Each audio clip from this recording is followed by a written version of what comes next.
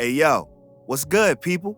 It's your boy reporting straight from a sneaker closet in the 90s. In 1991 wasn't a calm year in sneakers. This was the moment brands stopped easing into the future and just kicked the door off the hinges. Designers got bolder, tech got louder, and silhouettes got heavier with purpose.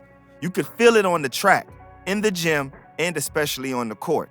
Everything looked faster, tougher, and more serious. Like the industry finally realized it was shaping the culture, not just footwear. So if you care about where modern sneakers really came from and not just the highlight reels, lock in. And before we get into the first pair, do the right thing. Like the video, subscribe to the channel, and tap that notification bell so you don't miss the rest of the series. Now let's get into this class of 1991, man. Nike came into 1991 feeling dangerous, and the Air Max 180 was proof they weren't interested in baby steps anymore. This wasn't just another visible Air update, it was a straight-up design flex. For the first time, the Air unit wrapped under the foot, giving you a full 180 degrees of exposed air. No hiding it, no subtlety. If the late 80s was Nike hinting at the future, 1991 was when they underlined it twice. The shoe was designed by Tinker Hatfield and Bruce Kilgore, which matters because you can feel both minds at work here. Tinker brought the boldness, while Kilgore, yes, that Air Force One Kilgore, made sure the shoe still felt grounded and wearable. The result was a runner that looked futuristic without drifting into sci-fi nonsense. Originally released as a performance running shoe, the Air Max 180 actually hit Europe harder than the US at first. Overseas runners embraced it early, especially in colorways like the now legendary Ultramarine. Over time, the shoe crept into street culture naturally, not because Nike forced it there, but because it looked like nothing else on the sidewalk. The visible air wrapping underfoot made everything else look outdated overnight. If the Nike Air Max 180 was Nike showing muscle, then the Air Huarache was Nike showing confidence, real confidence. In 1991, this shoe broke rules on purpose and somehow got away with all of it. No visible swoosh, no traditional tongue, no bulky overlays, just a stripped-down, almost rebellious design that trusted the idea enough to stand on its own. The Huarache was designed by Tinker Hatfield, and the inspiration wasn't basketball, running, or even training shoes as we knew them. It came from the water ski boots, specifically the neoprene inner sleeve that hugged the foot while allowing freedom of movement. That's why the Huarache felt different the second you put it on. It wasn't stiff or restrictive. It wrapped your foot like a sock, years before that idea became trendy. Nike marketed it as a training shoe, but the truth is it lived everywhere. Gyms, streets, tracks, you name it. The lightweight upper combined with the inner booty and external heel cage gave wearers stability without bulk, and that heel cage wasn't for looks. It replaced traditional structure that Nike had intentionally removed to reduce weight. The tagline said it all. Have you hugged your foot today? That wasn't marketing fluff. It was literal. The Huarache changed how people thought a shoe should feel. Less armor, more connection. By 1991, cross-training wasn't a trend anymore. It was a necessity. Athletes weren't staying in neat little boxes, and Nike leaned into that reality hard with the Air Trainer SC2. This shoe didn't specialize. It handled everything, and that was the whole point. The SC2 is inseparable from Bo Jackson. But let's be precise here. Bo didn't endorse this line, he embodied it. Football power, baseball speed, and gym strength. Nike built the Trainer series around that idea, and the SC2 refined it. Mid-cut for ankle support, wide base for stability, aggressive forefoot strap for lockdown.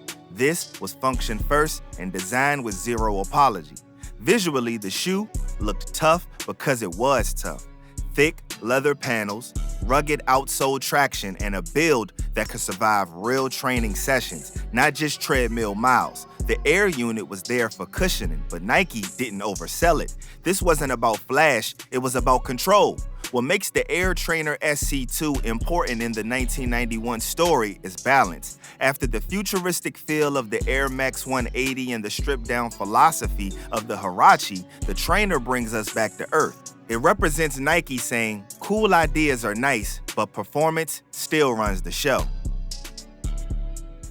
Now, we're fully in power territory.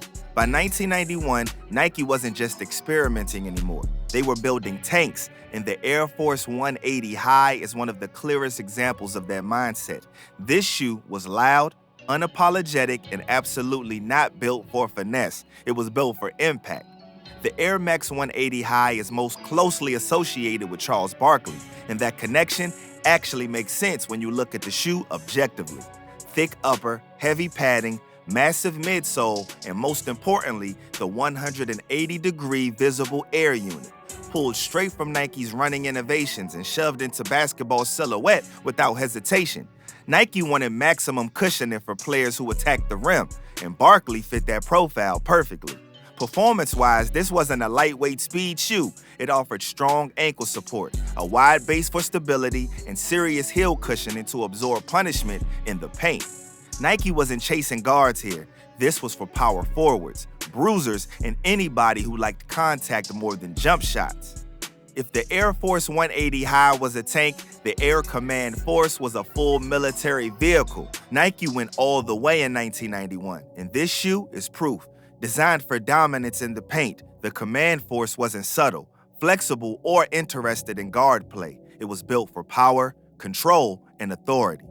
The shoe is famously associated with David Robinson, and again, this pairing actually makes sense. Robinson's game was strength, size, and explosiveness, and the Command Force mirrored that perfectly.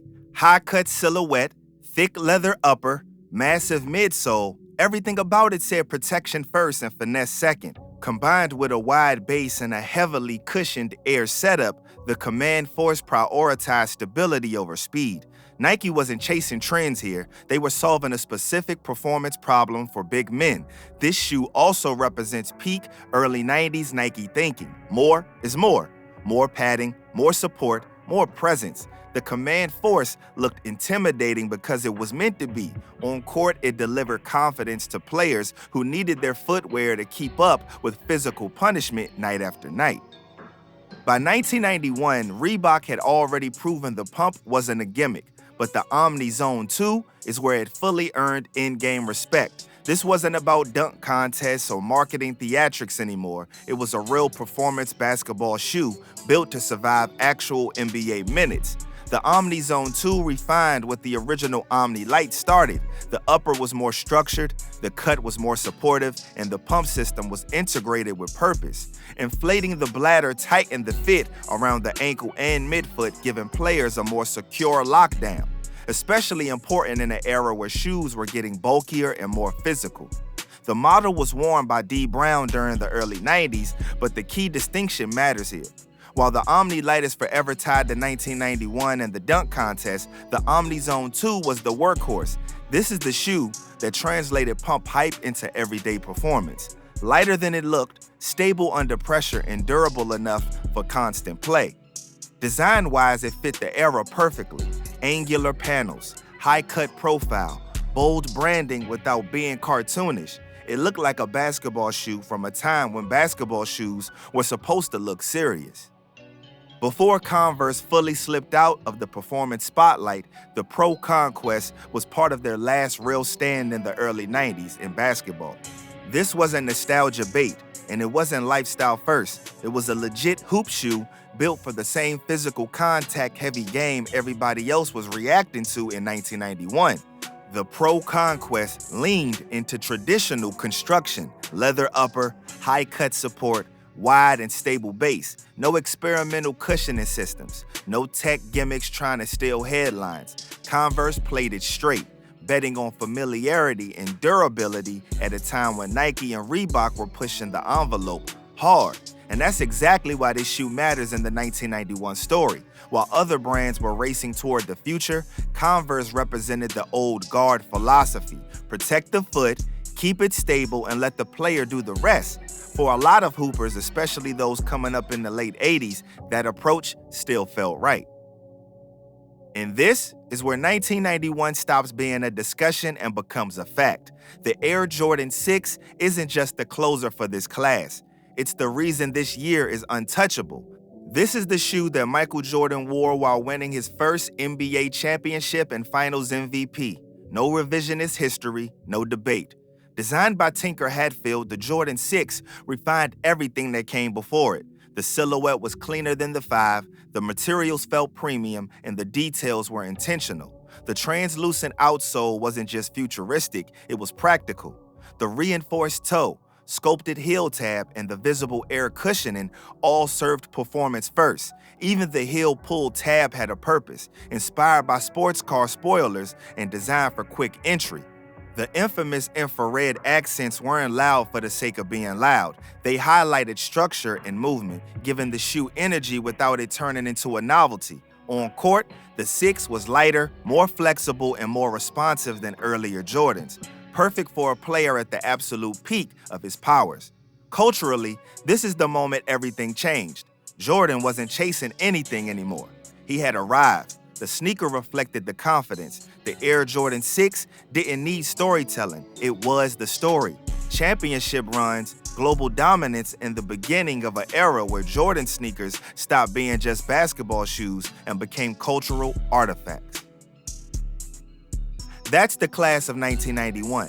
No skips, no reach-ins, no history rewritten after the fact. The real sneakers from a year when design, tech, and attitude all hit at the same time. Some of these shoes changed how sneakers were built. One of them changed everything. If you rock with accuracy over hype and stories that actually hold up, hit like, subscribe to the channel, and tap that notification bell so you don't miss the next class. We're giving you year by year, and trust me, it's only getting crazier from here, man. I'll catch y'all on the next one. And until next vid, stay laced up, people. We out.